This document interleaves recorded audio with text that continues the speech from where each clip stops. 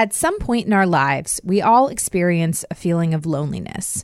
It's a natural human experience, and for some, the struggle is worse than others, but it can be a struggle nonetheless. And loneliness doesn't discriminate based upon age. But I'd venture to say that for kids and teens today, the feeling of loneliness can be crippling. I know for me, I struggled with feeling lonely a lot growing up.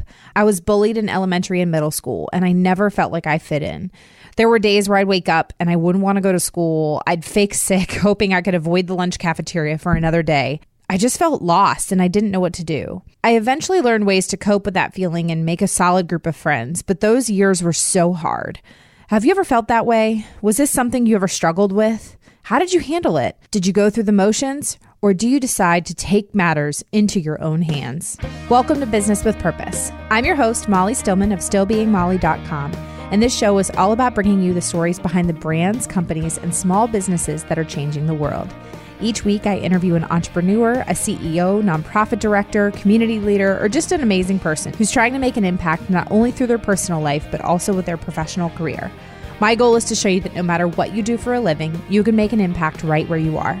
My guest this week is Shane Feldman, the founder and CEO of Count Me In, the largest youth-run organization in the world that has impacted over 10 million youth in over 100 countries. This organization inspires youth to be positive change agents in their community and aims to transform the way teens see themselves in connection to the world through volunteerism, community, and mentorship. With Shane at the helm, Count Me In is a global leader in immersive and practical student leadership training and community building. And Shane now travels the globe sharing his story and inspiring corporate and educational audiences to create an inclusive culture of connection. Shane is actually currently on the A&E docuseries Undercover High and has been featured on the Hallmark Channel, CBS, Fox, Yahoo, and the Huffington Post. I loved my time with him, and I know you will love this episode. So without further ado, on to my conversation with Shane. Hey Shane, welcome to the show. Thanks so much for having me on, Molly. I have been really looking forward to talking with you because what I think you are doing is absolutely incredible. And frankly, I feel like, and no offense to the old people like me, although I like to think I'm not actually that old. I'm even though my dad who's in his 70s always is like, well, Molly, you're well into your 30s. I'm like, Dad, I'm 32. Like, I'm not well into my 30s. Anyway, I like hearing from some younger voices on the show because, it's one of those things where, we get into this, the media and all of that likes to talk about young people and how young people are a bunch of whippersnappers who are, are just, leeches of society when I don't believe that to be true. And you are such a great example of that. And so I'm so excited to introduce you to my listeners and for them to just absolutely fall in love with you and what you are doing. So thank you so much for spending the time with us. Like I said, the pleasure is all mine. I'm really glad to be here with you. So to kick it off, I'm going to have you do what I have all my guests do, and that is give us the Shane 101. So tell us your story and how you got to where you are today and how you started Count Me In. Sounds great. Well, today I'm the founder and CEO of Count Me In, which is we've been pegged as a youth empowerment incubator. So what that really means is that we specialize in inspiring the next generation and, really empowering young people to live their legacy. And then we provide resources, coaching, and tools and a whole digital platform of mentorship to help them actually bring their ideas to life. Any kinds of positive volunteer projects, socially conscious business ideas. There's a huge spectrum in terms of the kinds of positive projects that have been born out of Count Me In. And over the last decade, we have tracked more than 100 million service hours, equating to over $2.4 billion of youth-led community service hours, which equals out to tens of thousands of volunteer projects in countries around the world. And this all started as a small idea, a small school project that I had back in high school. So a decade ago, starting high school in a new community, new place, not having any friends, I had no sense of belonging. I felt lost, confused, isolated, and deep loneliness. And the way I inevitably finally found my way out of that really challenging transition into high school was when I went to my guidance counselor, my school counselor, to try and get a transfer to another school, a better one where I'd fit in and have friends and be happy because, of course, I assumed it was the school's fault. He basically forced me to sign up for a handful of clubs and councils and volunteer projects that he said matched my interests. And I figured this was some formality I just had to kick out of the way in order to get this fancy yellow slip of paper to let me transfer to another school. So I went and begrudgingly signed up for these clubs and councils. And lo and behold, I started meeting people and making friends. And looking back, it was the most simple thing in the world, yet it led the most drastic change in the trajectory of my entire life. Yeah. And looking back, just it really makes sense that Count Me In was born out of something so simple because it hit something. You know, even though the idea was simple, even though what we do at Count Me In I consider to be very simple, it's powerful. You know, these tools are important. So I had this idea to really inspire other students in my school to get involved. The more I got involved, the more I realized how many students were not involved in anything at all. And Count Me In was born as this idea to motivate them to plug into the community the way that I had and show them how much fun high school can really be. And clearly we tapped into something because other students were interested in other schools, and the growth started to go on this natural upward curve. And that first event that I thought was going to be for 50 kids from my school turned into 400 kids from 7 schools. And it just kept growing like crazy every year since. That's incredible. I want to kind of go back a little bit before we really get to how you grew Count Me In to what it is today, and just really kind of start at the beginning. And, you know, I think what you touched on just ever so briefly of the notion of starting high school in a new community with not knowing anybody and feeling that sense of loneliness, that is something that so many kids today struggle with. And it's something I struggled with. I mean, I never moved. I was in the same school system growing up, but I was bullied in elementary school. I was bullied in middle school. And it really wasn't until later on in high school when I really started to kind of find my groove, and then definitely in college. But, I think I would venture to say that even the most popular kid in school and even as an adult can think back to a time in their childhood when they felt alone. And that's something that I think there's not enough people really talking about it. And I think it's something that kind of just gets glossed over. It's just a part of life. It's a part of puberty. Right. It's a part of school. Like bullying, it is, no, it shouldn't. This shouldn't just be like a part of life, of feeling it lonely. is, and it's much more than high school, right? I mean, of course, yes. Teens are really susceptible to going through, with the increase in hormones and puberty, things are a lot more severe sometimes in terms of, your emotional realm.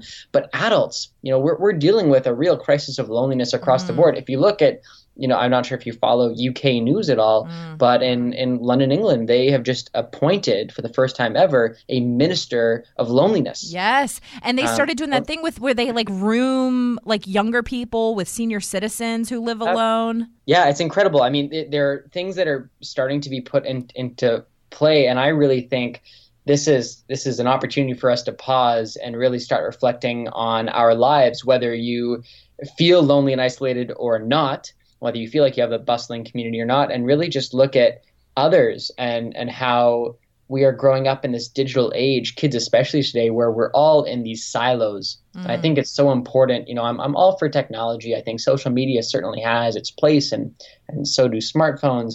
But I really feel like there's a strong dependency that especially kids today are growing up with, and the casualty is community. And even though you can have 952 friends on Facebook or 6,000 followers on Twitter, do you have someone to call up to have lunch with? Right. A lot of people don't. Again, kids especially, but we're talking about this is all ages, an all ages issue. We need to kind of look out for one another and acknowledge that we are spending far too much time plugged in online and unplugged from society, connected online but disconnected from one another in a human sense. And I feel like even though that Count Me In is an organization focused on young people, I'm so grateful that so much of my work today is focused more on corporate and workplace, and the fact that I get to go in and speak at companies and national leadership conferences and help employers understand how to better cultivate connection within their company. My ultimate goal is to create a new generation of workforces that really feel a sense of belonging and feel that their values relate to the work that they're doing. Because if we have more inspired people in the workplace, especially the frontline service workers that people deal with on a day-to-day basis, I just feel like we're going to have a much more connected society, people that are more excited to get up and go to work in the morning instead of the increase in depression and anxiety and loneliness that we seem to have right now. Absolutely. Oh man, preach. Yeah, I think it's one of those things too where you see this is, and like you pointed out what's going on in the UK, but this is a cross-cultural thing. And sometimes I feel like in the first world, if that's really what we want to call it, I feel like we do this the worst. You go to developing countries, developing nations, and they know community. Not to say that they don't experience loneliness, because I'm sure they do, and I know that they do. But you go into these communities where they don't have access to technology and those types of resources that we have access to, and yet they are the most community focused. They really surround each other during tough times. They cook. They take care of each other's kids. They cook each other's families' meals. I mean, they really focus on community. I love this story that a friend told me. The first time she went to Rwanda, she was speaking with a mom in a very rural village there. And she talked about how when this mom finally got sustainable employment, after she had made sure that food was on the table for her family, after she paid her kids' school fees, the first purchase she made was a chair. And that was for guests in her home, because she wanted to surround herself with community. And I love that image of they place such a priority on community that she bought a chair. How amazing is that? My hand is on my heart right now. I'm just like, I'm glowing listening to that. And I feel that it resonates with me. I mean, I've spent a lot of time, my work, I'm so grateful, has allowed me to travel so much. And I'm thinking to times that I've spent in, a remote village in Ghana in West Africa, to most recently spending times in an indigenous village in Vietnam and a slum in Manila in the Philippines. And these are places that lack technology, are not plugged in the way that we are. They lack things like running water. Yeah. And yet there is this sense of community, this sense of, when I was in Ghana, there was a baby born in the village while I was there. And it was just remarkable in the few weeks that I spent there watching this village literally raise this infant. And every day, this infant who was literally just born was strapped to a different person's belly or back, and everyone's just working together. There's this sense of camaraderie, smiles larger than I've ever seen in my life. It's just, I think a part of me honestly wishes that we get to a place where we strike more of a balance with technology. Again, it has its place, it has its benefits. There's no denying that. But I just think there's so much value in something as simple as turning phone off when you get home at the end of the day, right? Whether you have a family or not, it's time to connect, right? But especially if you have kids at home, little kids or teenagers, to come home at the end of the day and say, I'm home and my phone is off and it's time to connect as a family. That's powerful. And that's something that, people are probably listening right now laughing, right? Scoffing at like just the idea of that because it's so foreign. And I really hope that in time that is less foreign and more the norm. I think it should be a non-negotiable that when it's time to connect, it means the phone is off. It's okay to go for a walk without your phone in your pocket.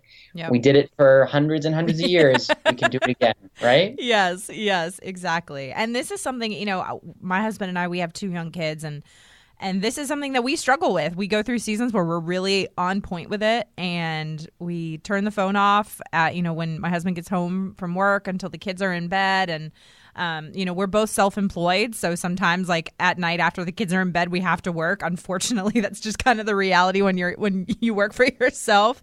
But we really do try to keep those couple of hours after my husband gets home and, until the kids are in bed, that we can really spend that time unplugged. But then we go through seasons where we're not as great at it. And I always go back. I'm like, oh man, I really wish we would be better at this. And it's hard. It's something that I think a lot of people need to work on. And it's convicting for me because I know I need to get better at it as well, We all do, right? And I think the sooner we admit that to ourselves and build that awareness, the better. My mom said this more brilliant than I've ever heard it said to anyone.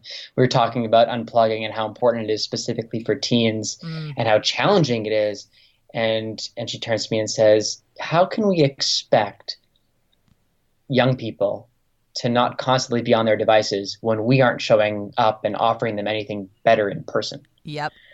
I think that kind of nailed it right on the head, right? It's our responsibility as adults, educators, mentors, parents to show up, to really be there, to offer the empathy and compassion and emotional connection that kids cannot get online. Yes. Oof, man, your mom is a wise woman. That she is.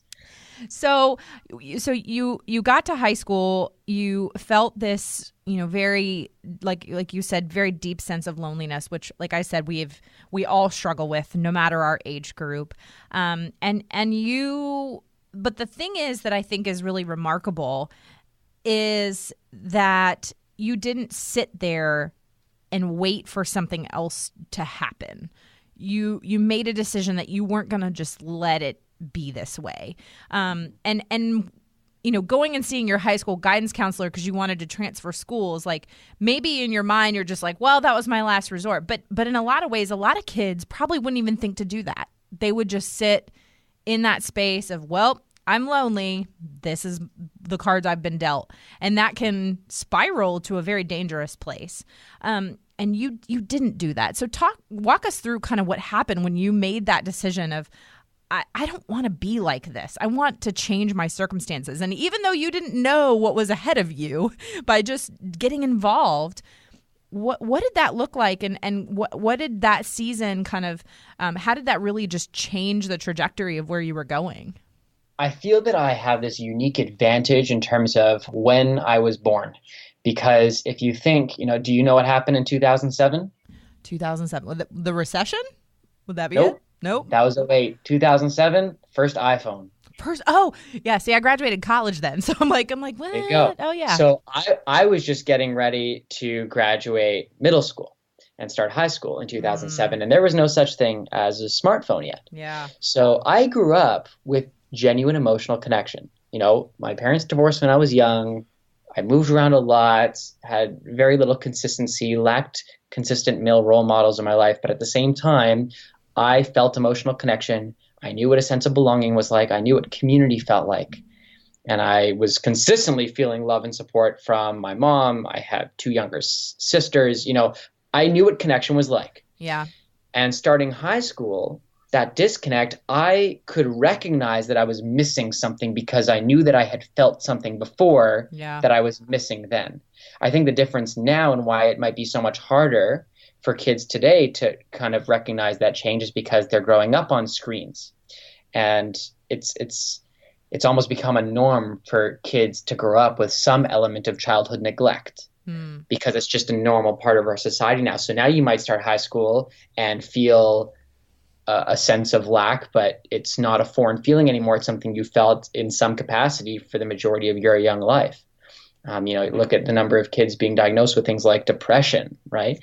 I understand that that's, there's real mental health issues, but I do feel that a significant portion of what we consider depression is just severe disconnect, right? A severely cut off from humanity, from each other, from family, from friends, whatever it is.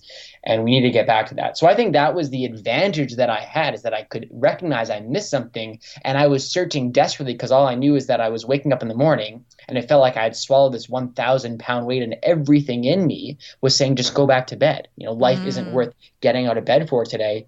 But the reason I was able to pull myself out of bed and drag my butt to school and sit down in my guidance counselor's office and say, Mr. Conte, help me. Yeah. I need out. I need something better because I know there's better, is because I knew somewhere inside of me I had architected this tiny glimmer of hope that this wasn't me. It wasn't my fault. There's something better out there. I know there must be because I have felt something better before. Man. And what did your guidance counselor say to you that day? The first thing he said is, Shane, I know nothing about you. So start by telling me, what you're interested in. What are some things that you like to do? And he started with the question, and then he sat back and he just stared at me with these eyes that told me he was really listening. And at first, I think that was really foreign to me Yeah. for a number of reasons, but probably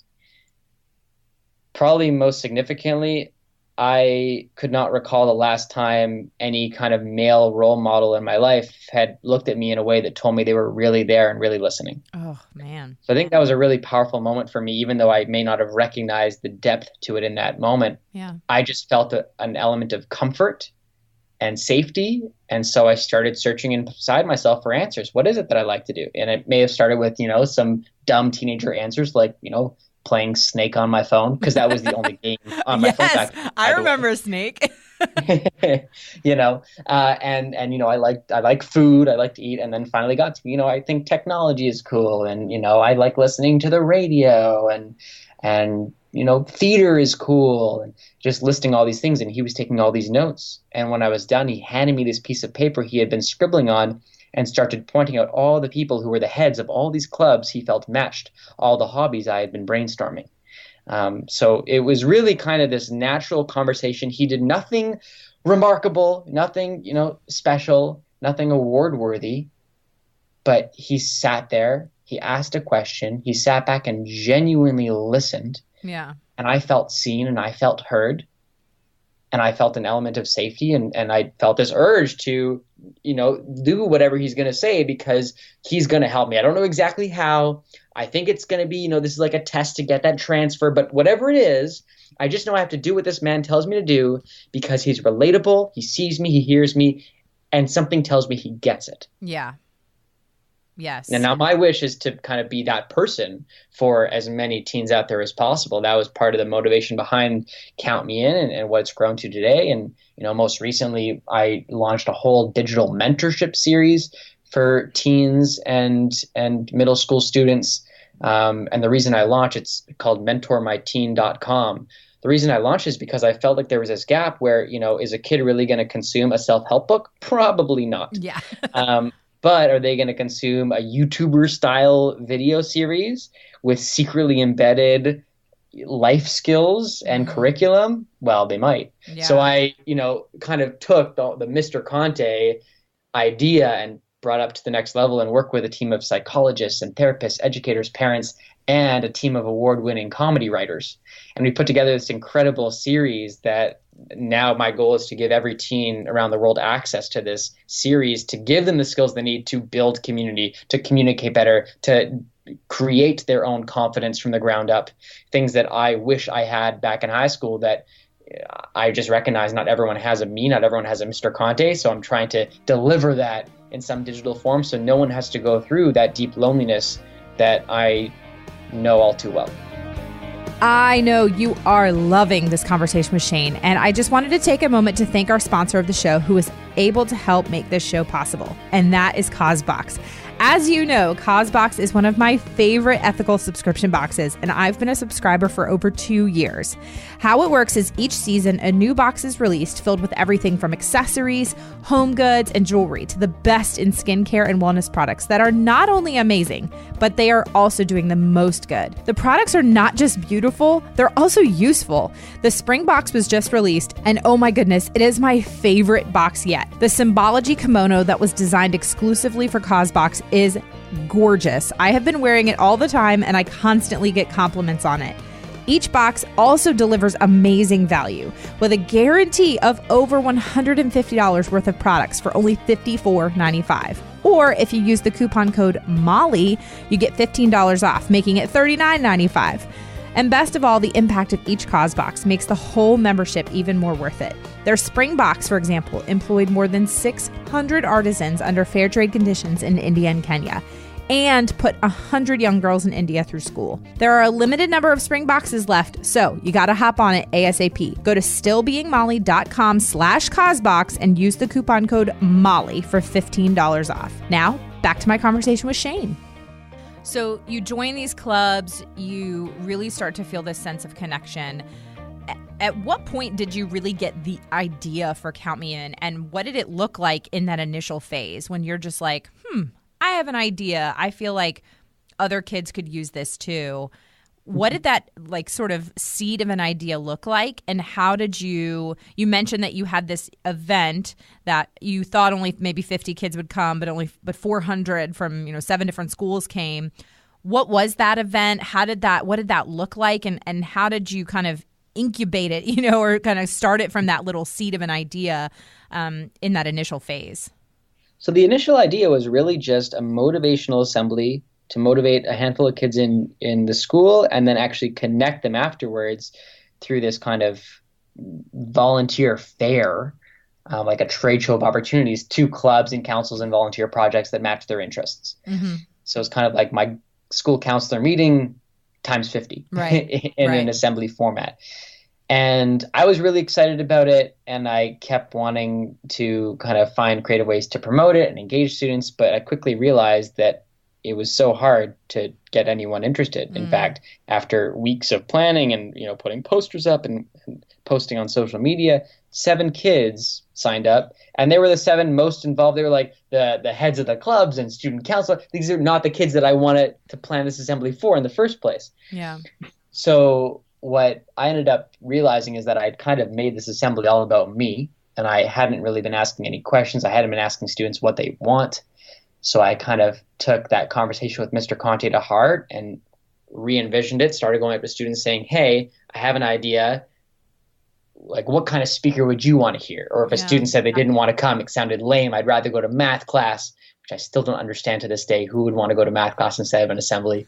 But when they said this, I didn't argue or make excuses. I asked them why, and then genuinely listened to the answer. And I was getting all kinds of amazing feedback and input, kinds of speakers they wanted to hear, the kinds of things they were interested in. Yeah.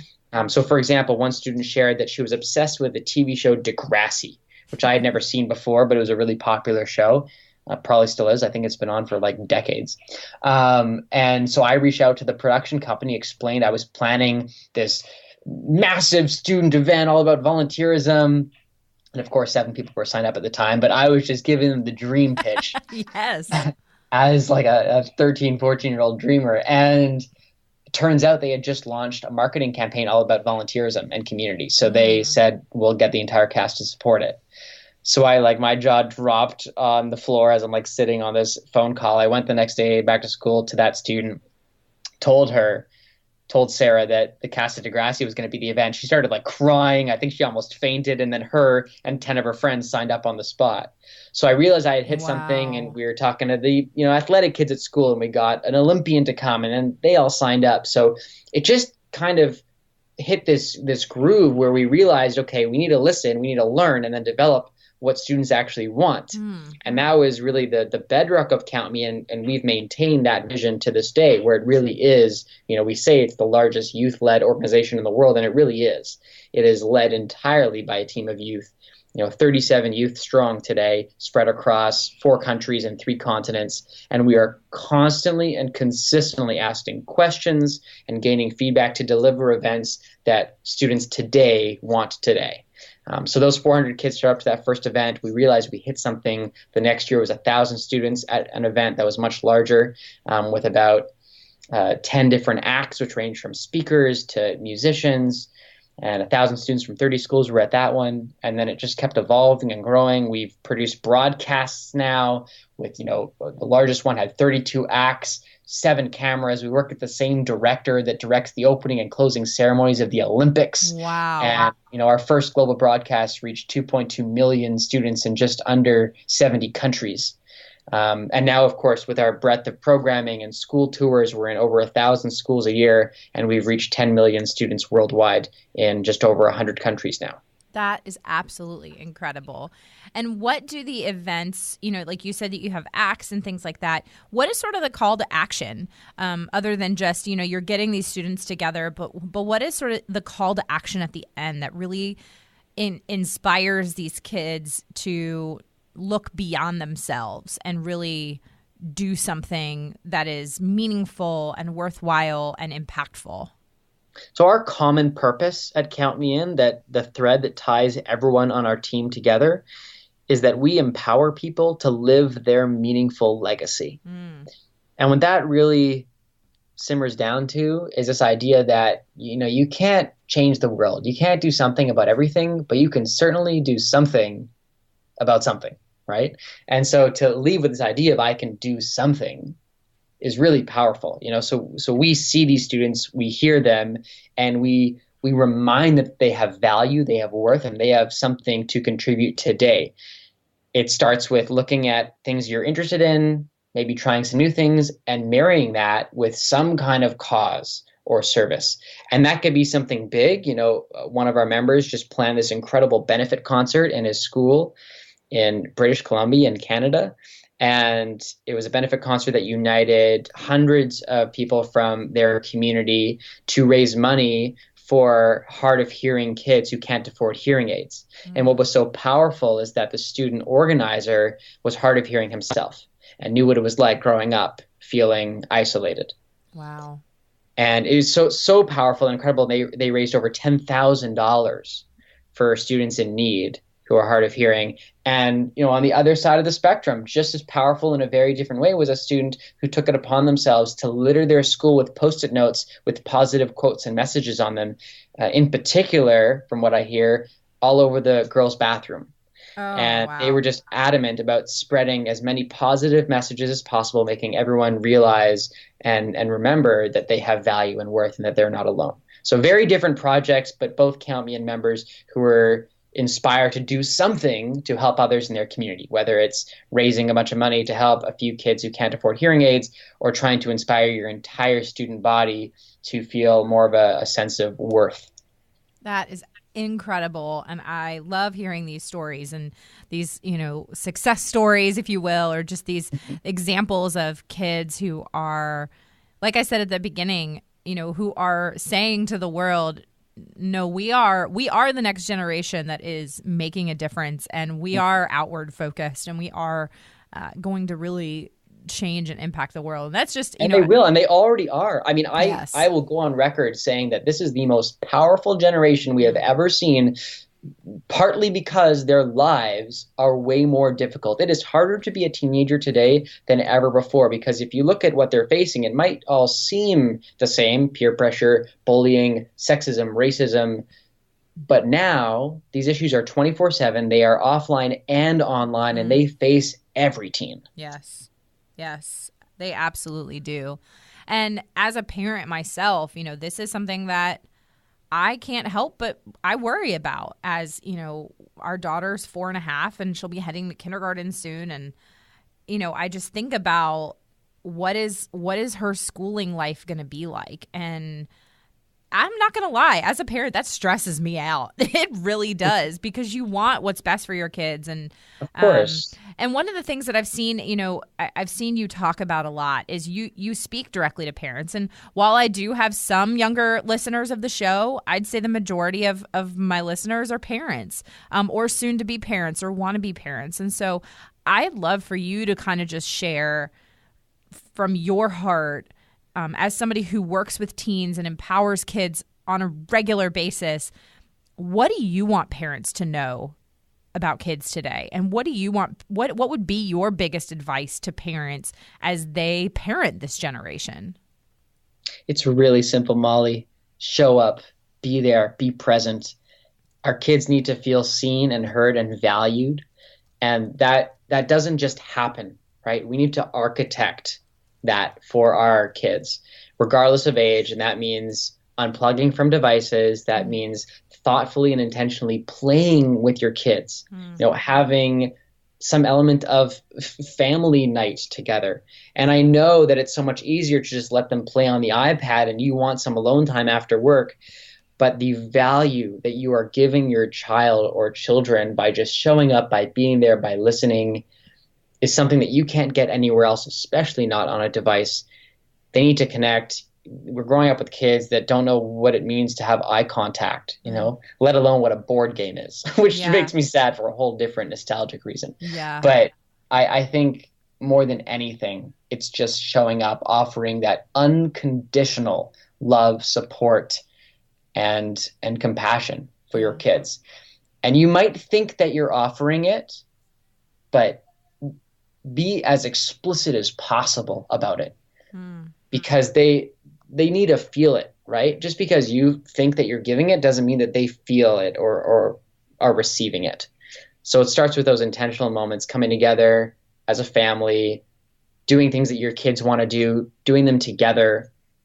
And if you're thinking right now, you're listening and you're like, well, that's great, Shane, but my kid won't even talk to me. They don't want to eat dinner with me. They don't tell me. I know nothing about their life because they won't open up to me. A little hack that I love to share with parents, especially with kids that are kind of between the ages of 10 and 15, it works incredibly well. If you have dinner together and you have a no device rule at the table during dinner, don't ask them any questions. Don't badger them about how school was today or what's going on with their friends. Just sit there in silence, and I promise you they will start talking, because they are so in ADD mode most of the time, most kids, with so much going on and such instant gratification and everything. They're used to this overabundance. So if they're sitting in silence, any silence is an awkward silence. They're going to feel the need to fill it. So just sit there over a great family cooked meal in silence with no devices. They're going to want to fill the space while they eat. So that's a little, hack, but start by building those relationships and connections, really connect with your kids and making sure they know that you are there for them no matter what.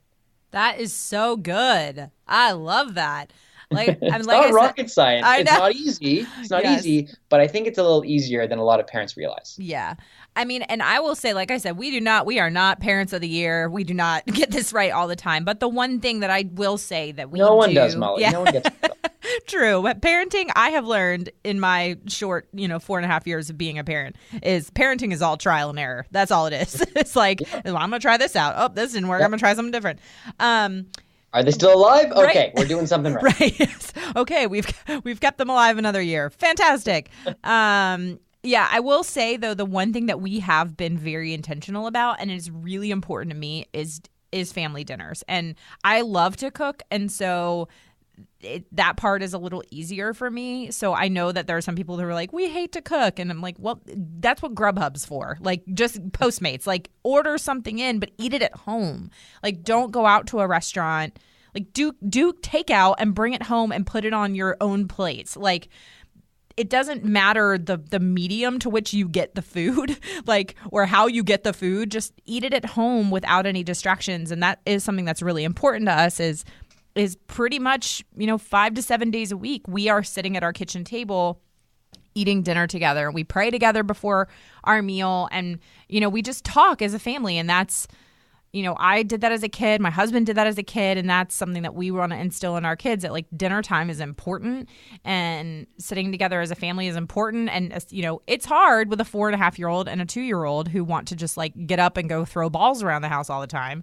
And I know that it's just, it is a challenge, because they get distracted and you get distracted, and you want to just give up and like let them get up and go run around the house and chase balls because you're tired of the whining. But like, just like forcing that time, and that making that time, a priority, really does have a lasting impact. And so I love your suggestion of like because I have friends who have teenagers, and they talk about how their teenager is like, nope, I am having none of this. So I hear you. Slam the door in there. They come home from school. It's like a blur, straight to the bedroom, doors closed. You don't see them for another 12 hours, right? Yeah. And I get that. I totally get. So if you have some kind of routine of a family dinner, or even in the car, if you're like, okay, Shane, that's great. Maybe in a month that can happen. But right now, family dinner off the table.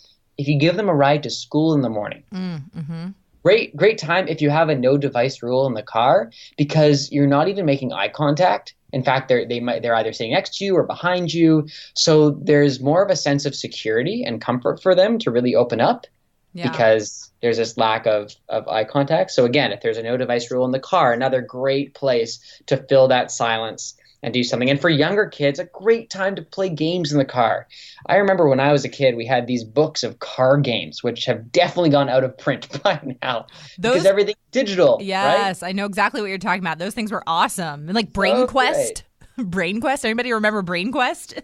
They were like, I absolutely remember Brain Quest. yes. And the more simple things like, playing I Spy or, the list goes on and on of things that you can do in the car together. Great time for family bonding when you're not all on your devices. Yes. Amen. Amen. Shane, this has been absolutely incredible. But before we wrap up here, I want to transition to one of my favorite parts of the show, and that's where I get to ask you just some fun questions to get to know you a little bit better. So, are you cool with that? Let's go for it. Awesome. This is also the part of the show, as my listeners know, where my executive producer husband, who edits my shows, puts in a fun little sound effect to transition us. And I don't know what it is every single week. He surprises me. And so it's always a little fun for me when I get to hear the edited version, because I'm just like, really, babe? That's the transitional sound effect you chose? I'm expecting like a clown horn now. What do you mean? You mean the way I talk? What? It's just, you're just funny. It's the way you tell the story and everything. Funny how? I mean, what's funny about it? Tommy, no, you got it all wrong. Oh, Anthony. He's a big boy. He knows what he said. What'd you say? You're right. Funny how? What? Just, you're funny. You mean, So? let me understand this, but I'm funny how? I mean, funny like I'm a clown, I amuse you? All right, Shane, are you ready? I am very ready. Okay, cool. What would be on your current most played playlist on Spotify? Ooh, Greatest Showman. Greatest Showman. I have not seen it, but I've heard it's so good. Oh, I'm about to hang up on you, Molly. Go right now. I'm a parent. I never get to the movies. So I've seen it 3 times in theaters. Oh my gosh. I've heard, everybody that has seen it just raves about it. So clearly I need to figure out a way to get to the movie theater so I can go see it. It's excellent. Big fan. Awesome. What is the most interesting thing you have read or seen this week? I am really enjoying Brene Brown's new book. Oh, I love Brene Brown. Yes, I am consuming it like no tomorrow. I'm really, really enjoying it. That's awesome. Yes, she is incredible. She is a goal guest of mine. I'm like, anybody know Brene Brown? Hook a sister up. Which fictional character would be the coolest to meet in real life? Could be from a book, movie. Dumbledore. Who? Dumbledore. Yes! Fellow Harry Potter fan. I love it. Absolutely. And I love that you knew right away. Absolutely. But when you said fictional character, I didn't need to hear anything else. I almost interrupted you. You're like, Dumbledore, all over Whatever it is, Dumbledore. I love it. All right, so these are my rapid fire questions. So, hot pretzels or nachos? Carrots. Carrots. I love it. Netflix or Hulu? Netflix. Watch live or recorded so you don't have to watch commercials? Live. Favorite type of music? Music theater. Ice cream or cookies? Ice cream all the way. Tacos. Or cookies in ice cream. Ooh, I like that. Yeah, like a warm chocolate chip cookie. Or ice cream sandwiches. Yeah. Yes. Tacos or burritos? Burritos. Fly or drive? Fly. Left-handed or right-handed? Right-handed. Crushed ice or cubed ice? Crushed ice. I love it. Crushed ice. Awesome. I'm all about the chewy ice. I need the chewy ice all up in my beverage. So awesome. Piece of Canada because it looks like snow. Yes. And I'm born in Toronto, so when I'm in LA, it's it's my little piece of Canada. Yes, absolutely. Shane, this has been so much fun and such a pleasure. For the listeners, I will have all of Shane's links and the links to Count Me in the show notes, so you should be sure to check that out. But Shane, here, as we finalize this amazing interview, what is on the horizon for you here in the next, the near future with Count Me In and everything that you're doing? Count Me In continues to grow, and I love the number of new programs we're coming up with all the time. I think the next one might be a social entrepreneurship program in schools. Yes. But I'm spending most of my time right now on tour, speaking at companies and schools, working with parents and educators and students. So I'm about to kick off another tour now in the spring.